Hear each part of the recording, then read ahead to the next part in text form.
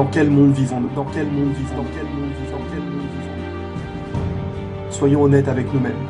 Nous vivons dans un monde de quoi? D'argent, de violence, de sexe, de mensonges. Tout le monde court après quoi ici-bas? L'argent, le dieu des non-croyants. N'y a-t-il pas beaucoup de personnes qui ont été kidnappées pour l'argent? N'y a-t-il pas beaucoup de personnes qui ont été tuées pour l'argent? Ces objets de fer et de papier, car c'est ce qu'ils sont. Nous y avons attaché beaucoup trop d'importance, sans nous rendre compte que viendra un jour où ils ne nous serviront plus à rien. Tout le monde aujourd'hui fait sa vie en croyant être immortel, car c'est plus ou moins le cas. Qui pense vraiment à la mort? Qui se dit un jour « je ne serai plus là » en y pensant sérieusement? Nous vivons et travaillons que pour une chose, les biens de cette vie d'ici-bas. Mais où sont nos provisions? Où sont nos provisions pour la vie de l'au-delà? Quand vous partez en voyage dans un autre pays, déjà à l'avance, vous réservez vos billets de transport, vos chambres d'hôtel, vous mettez depuis plusieurs mois de l'argent de côté. Il y a toute une préparation, n'est-ce pas? Et pour combien de temps? Combien de temps durera ce voyage? Une semaine? Un mois? Mais il y a toujours un retour. Mais gardez bien constamment à l'esprit qu'il y a un voyage auquel il n'y aura pas de retour. Et cette fois, pas d'amis ou de famille qui viennent avec vous, pas de téléphone pour appeler au secours en cas de problème, rien que vous enfermé dans cette boîte. Car fuyez-la autant que vous voulez, vivez sans y penser autant que vous voulez, la mort nous frappera tous. Quand allons-nous mourir? Dans 50 ans? Dans 20 ans? Ce jour viendra, oui.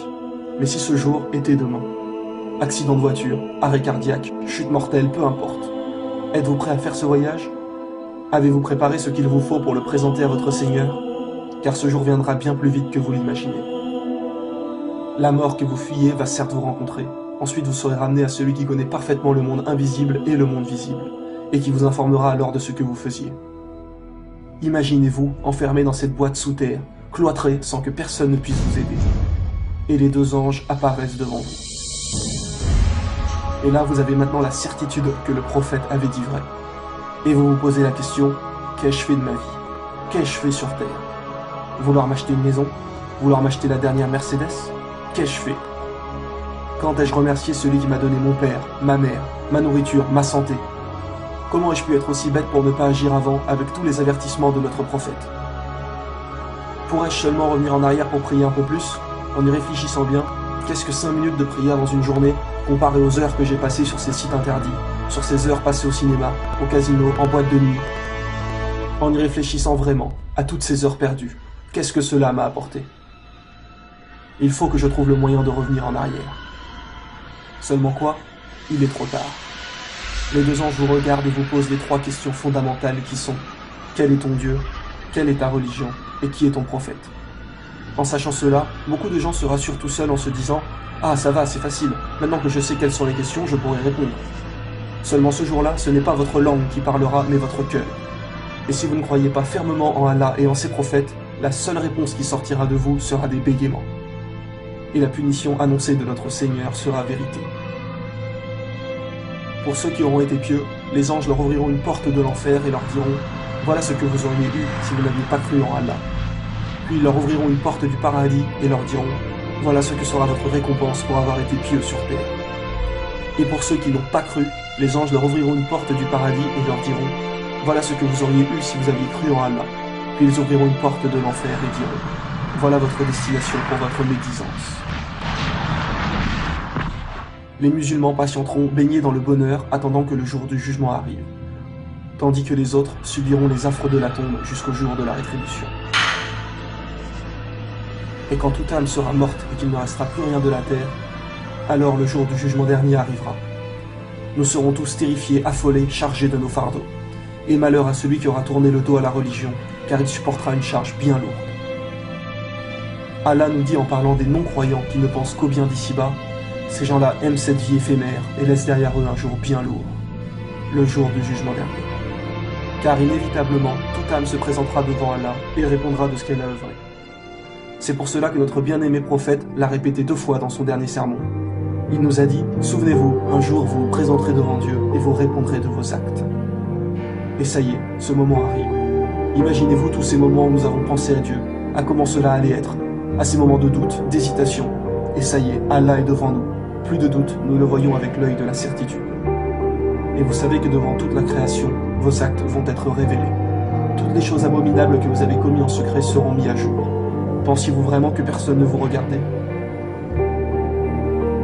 Certes, Allah est parfaitement connaisseur de ce que vous faites. Il sait ce que vous cachez ainsi que ce que vous divulguez. Ce jour-là, nous serons tous réunis, personne ne se reconnaîtra. Les gens s'interrogeront entre eux, et alors viendra la balance avec vos livres et la pesée de vos actions. Car tout au long de votre vie sur terre, 2 anges ont inscrit chaque fait et geste que vous avez commis.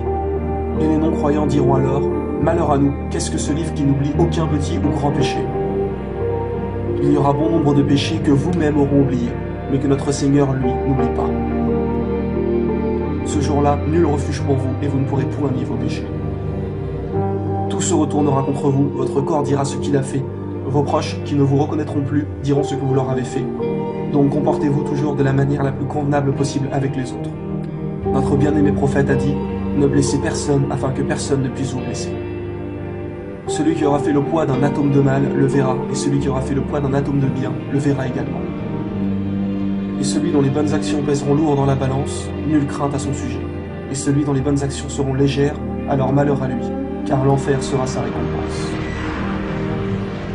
Une fois la pesée faite, viendra le passage qui vous mènera à l'enfer ou au paradis, selon ce que vous avez œuvré sur terre. Ce passage se nomme le Sirat.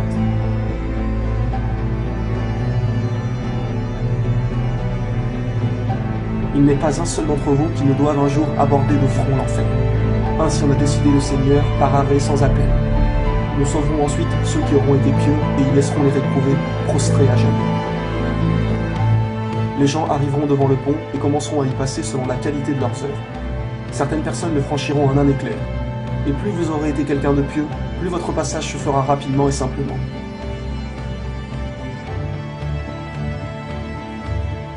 Mais inversement, si vous n'avez pas cru, plus vos mauvaises actions seront nombreuses, plus il vous sera difficile de traverser. Le pont se trouve dans l'obscurité la plus totale. Les croyants auront une lumière qui les éclaireront selon leurs œuvres. Donc le pieux musulman n'a aucune crainte à se faire. Sa lumière sera grande et lui éclairera bien le passage. Pour certaines personnes, celle-ci sera faible et s'éteindra par moments, tandis que d'autres n'en auront pas du tout. Des crochets attraperont les mécréants et les feront chuter dans le feu de l'enfer.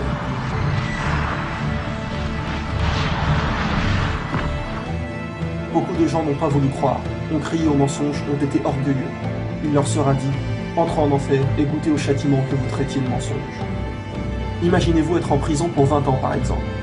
Imaginez-vous la souffrance que cela doit être. Pourtant, il n'y a pas de souffrance physique, seulement mentale. Mais en enfer, la souffrance est physique et mentale. Ses habitants ne cesseront jamais de brûler. Son feu est 70 fois plus chaud que celui que nous connaissons ici-bas. Imaginez seulement quelques secondes votre main dans le feu. Alors tout le corps sans cesse. Et quand quelqu'un est en prison, il lui reste toujours quelque chose, c'est l'espoir. Quelqu'un qui reste 20 ans en prison, il se dira toujours « un jour je finirai par sortir ». Il y a toujours un but qui vous fait avancer, une lueur au bout du tunnel. Mais en enfer, ce n'est pas pour 20 ans, ni pour 100 ans, mais pour l'éternité. Imaginez un peu ne jamais en sortir. Quand nous subissons quelque chose, nous savons qu'il y a une fin. Alors nous avons toujours espoir, et cette pensée qui nous dit qu'un jour cela se finira. Mais en enfer, il n'y a pas de bout du tunnel, il n'y a pas d'issue. Allah nous dit que nos peaux seront plus épaisses pour bien brûler, et qu'une fois brûlées, ils nous donneront une nouvelle peau pour souffrir de nouveau. Cela est intéressant, car nous avons découvert récemment que les terminaisons nerveuses sont dans la peau. C'est-à-dire que si vous vous brûlez la peau, vous allez avoir mal, mais une fois brûlée, si vous remettez cette partie au feu, vous n'aurez plus mal, car la peau est déjà consumée. Et que nous est-il dit ? Certes, ceux qui ne croient pas en nos révélations, nous les ferons entrer dans le feu. Chaque fois que leur peau sera consumée, nous leur en donnerons une autre en échange, afin qu'ils goûtent au châtiment. Certes, Allah est puissant et sage. Réfléchissez bien à ces choses-là, car après, il sera trop tard. Au jour de la résurrection, Dieu demandera à celui des damnés dont le châtiment sera le plus léger. Si tu possédais tout ce que tu voulais sur la terre, tout l'argent du monde, le donnerais-tu pour te racheter? Il dira oui. Et Dieu lui répondra, je t'avais pourtant demandé bien moins que cela. Mais tu as préféré t'enfler d'orgueil et ne rien savoir. Mais tu as préféré t'enfler d'orgueil et ne rien savoir. Tu as préféré t'enfler d'orgueil et ne rien savoir.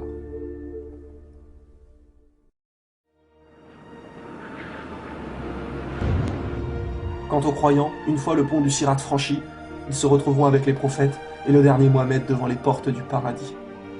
Le prophète Mohammed arrivera devant ces portes et l'ange qui se trouve derrière demandera « Qui est-ce » Et le prophète répondra « C'est moi, Mohammed ». Et l'ange répliquera « J'ai ordre de n'ouvrir qu'à toi, car notre bien-aimé prophète sera le premier à franchir les portes du paradis. » Suivront ensuite tous les autres prophètes. Et sachez bien que certaines portes du paradis sont destinées à ceux qui excellent dans certaines œuvres. Par exemple, il existe les portes du jeûne. Oui, seuls ceux qui ont jeûné pourront y rentrer et savourer les délices qui s'y trouvent. Ce jour-là, on appellera les jeûneurs, et ceux-ci y rentreront. Ensuite, les portes se fermeront et plus personne ne pourra jamais les franchir. Sachez qu'aux portes du paradis se trouvent 2 sources d'eau. Chaque personne en boira avant d'entrer. La première source vous fera devenir grand et beau, et vous demeurerez tous à l'âge éternel de 33 ans. La deuxième source vous retirera de vous tout mauvais sentiment. La jalousie sortira, l'orgueil, la fierté, le mensonge, la violence, etc. pour ne laisser place qu'au bien. Hâtez-vous vers le pardon de votre Seigneur et vers un jardin large comme les cieux et la terre. Préparé pour ceux qui craignent Allah. Rien que l'odeur du paradis peut se sentir à une distance de 100 années de marche. Imaginez-vous devant ces immenses portes qui s'ouvrent pour vous. Les portes du paradis sont très larges. Une marche de 40 années sépare un battant de l'autre. Et pourtant, ceux qui entreront au paradis seront en si grand nombre que ces passages regorgeront. Vous voilà franchir ces portes, où vous entendrez les anges vous dire « Paix sur vous, entrez au paradis pour y demeurer immortel. Vous ne subirez plus jamais aucune difficulté. » Derrière ces portes, la maladie n'existe plus. Le trop froid n'existe plus, le trop chaud n'existe plus. Vous ne serez plus jamais triste, plus jamais stressé. Vous n'aurez plus jamais mal nulle part, ne serait-ce qu'un fourmillement dans les pieds. Aucun ennui, aucune lassitude. Les gens auront leur domaine à eux, immense. Quoi qu'il arrive, vous ne pourrez jamais être triste et vous obtiendrez tout ce que vous désirez. Allah, notre Seigneur, nous demandera ce que nous voulons. Il nous suffira simplement de demander. La nourriture du paradis ne sera pas la même qu'ici-bas. Tout sera d'un goût les plus parfaits. Des choses que nous ne pouvons même pas imaginer. Lorsque vous rentrerez, on vous sera dit « Voici le jour qui vous a été promis. » Élancez-vous vers le pardon de votre Seigneur et vers un jardin large comme le ciel et la terre, préparé pour ceux qui auront cru en Allah et en ses prophètes. Telle est la grâce d'Allah, il la donne à qui il veut. Allah est le maître de la grâce incommensurable. Allah nous a dit également dans le Coran, et voilà l'énorme succès. Le paradis contient tous les aspects du bonheur spirituel et corporel. Vous y trouverez ce que vous désirez, vous obtiendrez ce que vous demanderez. Voilà la description du paradis qui a été promis aux pieux. Il y aura là des ruisseaux d'une eau jamais malodorante, et des ruisseaux d'un lait au goût inaltérable, et des ruisseaux d'un vin délicieux à boire, ainsi que des ruisseaux d'un miel purifié. Et il y a là pour eux des fruits de toutes sortes, ainsi qu'un pardon de la part de leur Seigneur. Gardez bien en tête qu'il ne s'agit là que d'un minuscule échantillon de ce que vous trouverez au paradis, et que Allah ne nous a dévoilé qu'une infime partie de ce qui s'y trouve. Mais notre Seigneur nous a bien précisé « J'ai préparé pour mes pieux serviteurs ce que nul œil n'a jamais vu, ce que nulle oreille n'a jamais entendu et ce que nul cœur ne peut imaginer. » Ne troquez pas votre vie éternelle pour la vie éphémère. Notre bien-aimé prophète a dit « Au jour du jugement, il y aura 70 000 personnes qui passeront sans épreuve, châtiment ou jugement. Ceux qui auront été les plus pieux. Alors gardez toujours à l'esprit, qu'en est-il des autres? La vérité conduit à la piété, et la piété conduit au paradis.